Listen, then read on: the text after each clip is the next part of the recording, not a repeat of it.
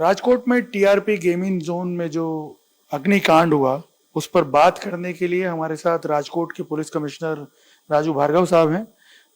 भार्गव साहब, इंसिडेंट को ऑलमोस्ट अब करीब 24 घंटे होने वाले हैं। और एक तरह से रेस्क्यू का काम जो है वो कंप्लीट हो चुका है, सर्च का काम कंप्लीट हो चुका है, बट जो सबसे क्रूशियल पार्ट है वो है इस केस का इन्वेस्टिगेशन। क्या अब तक प्राइमरी जो तथ्य हैं वो आप लोगों के सामने निकल करके आए हैं? कल शाम को बड़ी दुखद घटना घटी, जिसके अंदर पूरा टीआरपी गेमिंग जोन के अंदर आग लगी और काफ़ी लोग हताहत भी हुए हैं। पुलिस ने आज इस संदर्भ में एक गुना दाखिल किया है, जिसके अंदर आईपीसी की 304, 308, 337, 338, 114 के तहत 6 लोगों को अभी नामांकित करके और ऑफेंस हमने रजिस्टर किया है, जिसके अंदर एक व्यक्ति जो है युवराज हरि सिंह सोलंकी और दूसरे उनके मैनेजर जो है नितिन जैन, उनको हमने अभी अरेस्ट किया है। बाकी जो 5 आरोपी हैं उनके लिए टीम कार्यरत है। अभी जो इन्वेस्टिगेशन के अंदर जो चीज़ें प्राथमिक दृष्टि से हमको मालूम पड़ रही हैं कि वहाँ पे कुछ काम चल रहा था उसका एक्सपेंशन का, और वहाँ उसके अंदर कोई एक फैब्रिकेशन के काम के तहत कुछ वेल्डिंग का काम था, जो जिसकी वजह से नीचे जो इन्फ्लेमेशन मटेरियल था उसमें आग लगी और वो आग पूरे जोन के अंदर फैल गई। जैसे हमने भी साइट देखा, वहाँ का पूरा जो सीन ऑफ क्राइम था वो भी हमने पूरा देखा, जो एक्सीडेंट जो हुआ है। क्या लगता है सर, ये पूरा जिस तरह से घटनाक्रम जो सामने उभर करके आया, सीधा सीधा क्रिमिनल नेग्लिजेंस कहा जाएगा इसे? बिल्कुल, ये जानते हुए कि पूरा गेमिंग जोन के अंदर बहुत ही ज़्यादा इन्फ्लामेबल मटेरियल था, क्योंकि वहाँ पे बॉलिंग एली भी थी, ट्रैम्पोलिन भी था और पूरा स्टील स्ट्रक्चर था, जिसको उन्होंने कवर करने के लिए, इंसुलेशन करने के लिए फोम मटेरियल पीओएफ का उपयोग किया। और ये बहुत ही ज़्यादा हाईली इन्फ्लेमेबल मटेरियल है और जो इनकी फ्यूम्स हैं वो बहुत ही ज़्यादा टॉक्सिक है। तो इस तरह का कोई भी काम करते समय पहले इसको बंद करके और खाली करके फिर जो ये काम करते तो शायद एक दुर्घटना टाल सकते थे। मैं एक चीज जानना चाहता हूँ इन्वेस्टिगेशन के पार्ट से, क्योंकि ये 3 साल से इसी तरह से चला रहा था इस गेमिंग जोन को, जो ये ग्रुप है। तो क्या इससे, और वो भी बिना किसी प्रॉपर परमिशंस के, तो क्या मामले की गंभीरता और बढ़ जाती है? बिल्कुल, जब इस तरह के हादसे होते हैं तो ये सब चीज़ें ध्यान पे आती हैं, और इन्होंने जिस तरह की कहा जा रहा है कि प्रॉपर फायर एनओसी होनी चाहिए थी, इनके पास अग्निशामक उपकरण थे, पर वो उतने असरकारक नहीं थे या उतने हैवी ड्यूटी नहीं थे कि इस तरह की आग को वो लोग कंट्रोल कर सकते थे। तो ये एक बहुत लैप्स है जिसको आगे और जगह ना हो उसको कवर करने की बहुत आवश्यकता है।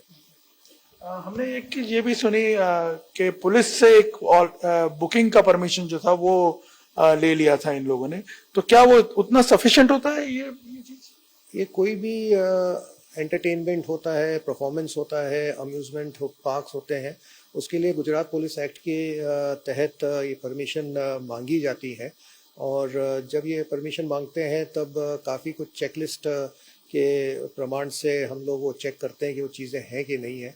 इस केस में इन्होंने अग्निशामक जो यंत्र हैं उसके बारे में जिक्र करा था। वहाँ हमने इनकी कॉपी भी फायर ऑफिसर को भेजी, पर वो थोड़ा सा वहाँ पे लैप्स हुआ। उसकी हम लोग अब तहकीकात करेंगे, जांच करेंगे कि ये क्यों इस तरह का ये लैप्स हमारे पार्ट पे रह गया है।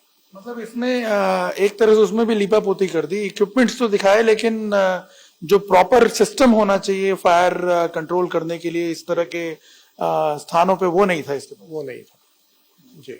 और एक और सबसे बड़ा कंफ्यूजन इस वाक्य को लेकर के जो सामने आ रहा है वो है डेथ टोल को लेकर के और प्रोपोर्शन ऑफ डेथ। ऐसा कहा जा रहा है कि बच्चों की संख्या बहुत ज्यादा थी इसमें। क्या तथ्य आप लोगों के पास निकल के आए हैं अब? अभी अब देखिए, ये 24 घंटे हो चुके हैं इस इंसिडेंट को, और कल रात जो हमको लास्ट डेड बॉडी मिली उसके बाद आज सुबह पूरा वहाँ पे डेब्रीज को हमने क्लियर करा, एफएसएल को साथ में रख के, फायर ऑफिसर भी पूरी उनकी टीम साथ में रही। उस डेब्रीज में से हमको कोई और फ्रेश डेड बॉडी नहीं मिली।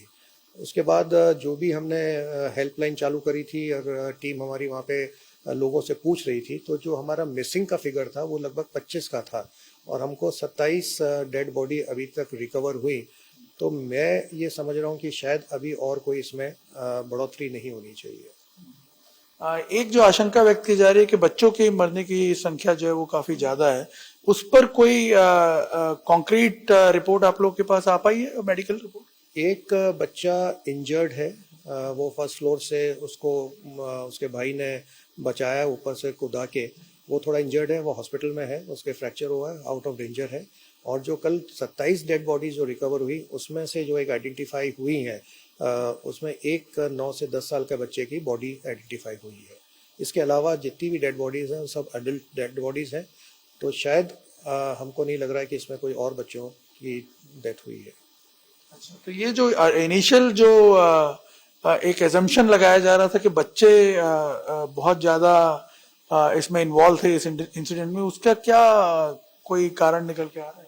ये सब अनुमान था, क्योंकि तरह तरह की बातें शुरुआत में चल रही थी, लेकिन जो हकीकत है और हमको जो एविडेंस रिकवर हुआ है उससे अभी तो यही लग रहा है कि एडल्ट्स ज़्यादा थे, यंग क्राउड ज़्यादा था, जो 18 से 22-23 साल वाला। और बाकी बच्चों का अभी तक कोई ऐसा फिगर हमको नहीं मिला है। फाइनली सर, इस मामले की गंभीरता को देखते हुए आप क्या एश्योरेंस दे सकते हैं राजकोट की जनता को और गुजरात की जनता को भी कि किस तरह से इन्वेस्टिगेशन होगा? मैं स्पेशली जानना चाहता हूँ एक डिटरेंट इफेक्ट के तौर पे। बिल्कुल, देखिए ऐसी कोई भी घटना होती है तो उससे बहुत सारे चीज़ें सीखने को मिलती हैं। जो भी इसके अंदर यहाँ गैप रहा है, नेग्लिजेंस रही है, उसको हम लोग कवर कर रहे हैं। सभी जगह जो जो इस तरह की गेमिंग जोन्स हैं या सिनेमा हॉल्स हैं, परफॉर्मेंस प्लेसेस हैं, और अभी जो ये वेकेशन है तो उसमें भी इस तरह के मेले लगते हैं। वहाँ पे बिल्कुल